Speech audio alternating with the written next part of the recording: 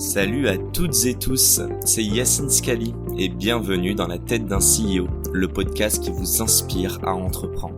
Je vous propose tous les lundis une conversation authentique avec des entrepreneurs et des figures hyper inspirantes pour, je l'espère, vous permettre à votre tour de réaliser tous vos projets et impacter notre société positivement.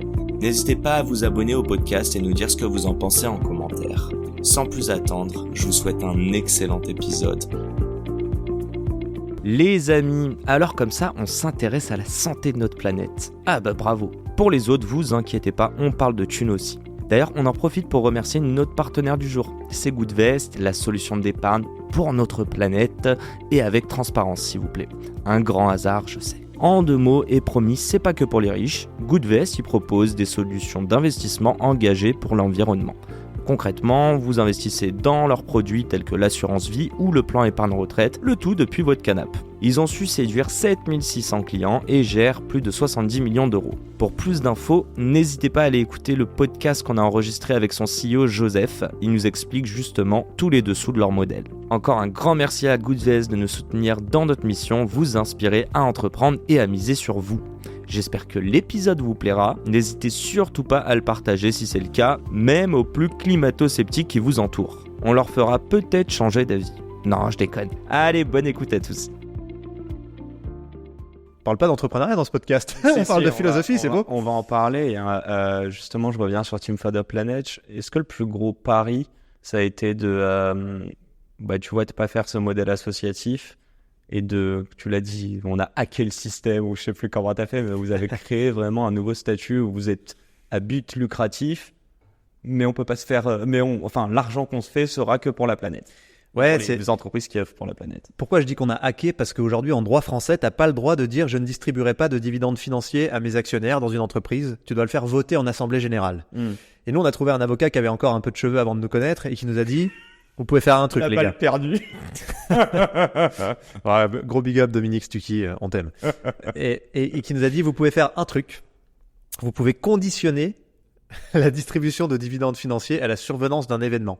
Et donc nous, on a écrit qu'on ne distribuera des dividendes financiers que le jour où la température à la surface du globe sera redescendue à ce qu'elle était avant 1850, ce qui d'après le GIEC n'est pas possible avant 10 000 ans.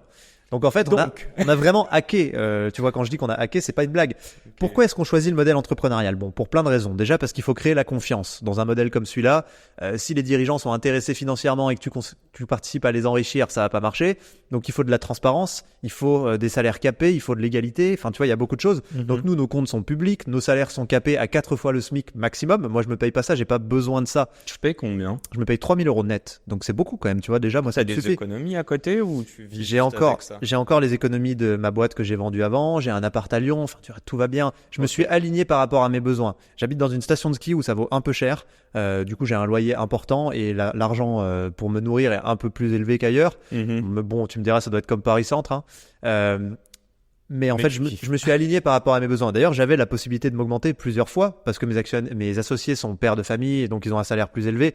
Et à un moment, on s'était dit tout le monde se paye pareil. Et en fait, j'ai refusé 2 fois les augmentations en disant je n'ai pas besoin, il faut que je reste à mon besoin. C'est ça mon sujet, tu vois. Et en fait, aujourd'hui, j'ai largement de quoi vivre. 3 000 €. Enfin, je veux dire, tu vois, j'ai des parents moi qui sont instits, ils ont gagné 2 000 € toute leur vie. Enfin, mes grands-parents sont ouvriers. Et, enfin, tu vois, je sais ce que c'est, je sais ce que ça vaut en fait. Mais c'est drôle, encore une fois. Enfin, on revient au truc. La parenthèse, c'est de se dire oui, 3 000 € c'est énorme, mais aussi toi qui as peut-être touché des mois à 10 ou 15.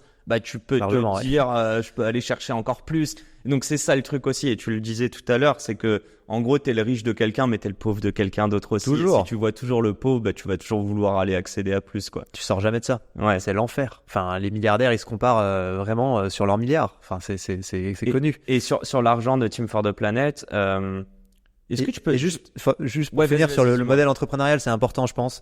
Pourquoi on a choisi ce modèle? Parce que ça permet à tout le monde d'être copropriétaire, donc actionnaire, et vraiment de voir de l'intérieur ce qu'on fait de leur argent, quoi. Dans une assoce, tu files 100 balles et bon, Inch'Allah, quoi, tu vois. Et en fait, là, vraiment, t'es actionnaire, tu participes aux assemblées générales, qui est le plus haut niveau d'information et de prise de décision. T'as ta voix. Et tu vois tout. T'as un vote? Bien sûr, tout le monde a son vote et c'est un homme égale une voix. Donc c'est vraiment, même si t'as mis 1 €, le mec qui a mis 1 million, il fera pas la diff par rapport à toi. D'accord, donc un don, une voix, t'as dit, excuse-moi. Exactement. Un homme égale une voix. Ouais. Et en fait, bon, désolé pour les femmes, c'est la loi qui dit il faut dire un homme égale une voix, mais c'est la formulation du truc juridiquement, c'est pas moi qui. Les femmes aussi peuvent, on est d'accord. Exactement. Ouais, ok. Et tout ça pour dire que ce qui est intéressant, c'est que ils peuvent nous poser des questions, on est obligé d'y répondre. Sinon, on va en prison. C'est ça le principe dans une AG. Oui. Les actionnaires te posent des questions, il y a un Tu as temps des où tu comptes à dois rendre. répondre. Si ça dure 4 heures, ça dure 4 heures, tu réponds. Et donc, tout est public. C'est ça qui fait que ce modèle a de la force aussi, c'est qu'ils connaissent nos salaires, ils savent si on s'augmente ou pas parce que c'est eux qui le votent, ils savent combien on met dans les innovations parce que c'est eux qui le votent, ils savent ce qu'on fait de l'argent, les comptes sont publics, si on achète un ticket de métro, ils le voient, et ça crée un socle dans lequel on peut construire, dans lequel on peut faire des choses, parce que tout le monde est en confiance et tout le monde sait que on est tous orientés sur un truc, c'est l'impact, le projet, et on est là pour ça. Et donc, on est au service de ça, tous. Il y en a aucun qui fait ça pour de la com, notamment des entreprises. En actionnaire, tu veux dire? Ouais. Bah, en fait, on a une politique anti-greenwashing, on a un gros dossier qui est intéressant. Ah ouais, ok. Nous, on ne communique jamais sur les entreprises, donc on ne dira jamais c'est bien, c'est pas bien, bravo à machin qui nous, tu vois, ça n'existe pas. Ok. Toutes les peurs qu'avaient les gens, ouais, mais Total vont venir juste pour, tu vois, prendre le contrôle ou machin. Bon, ça n'est jamais arrivé. Total n'a jamais voulu investir chez nous. Il n'y a pas de retour sur investissement. Ça n'existera pas Total qui investit chez nous. Et en plus, c'est pour décarboner et aller dans le sens inverse de beaucoup de choses. Mais en fait, ça n'arrive pas. Donc, ça n'est pas vrai. Et on ne peut pas valoriser des boîtes qui investissent chez nous. Elles peuvent pas gagner d'argent. Ouais. On les met pas en avant. Après, si elles, de leur côté, elles veulent montrer qu'elles ont fait ça avec plaisir, il n'y a pas de problème. Mais ce qu'on voit, c'est que la plupart des actionnaires qui mettent de l'argent chez nous ne veulent pas communiquer. On est obligé de pousser comme des malades parce qu'on a 0 budget marketing depuis le jour 1. Et donc, on leur dit, les gars, si vous ne communiquez pas, on ne peut pas grandir. Et c'est ça qui fait qu'on en a qui le font, qui mettent le high join sur les réseaux sociaux. Mais si on leur demande pas explicitement et si on pousse pas, c'est 5% qui le font. Et c'est la force du B2C, j'ai envie de te dire. Ah ouais, c'est sûr En que ça aide à B2C, mort. Hein. ça le fait beaucoup plus. Les gens sont fiers de dire je suis associé. Enfin, moi, je les vois tous les jours, les posts. Et c'est la fin de cet épisode. Si cet épisode vous a plu, n'hésitez pas à nous soutenir en nous mettant 5 étoiles sur les plateformes, en vous abonnant évidemment et en nous laissant des commentaires. Hâte de vous retrouver la semaine prochaine. Ciao!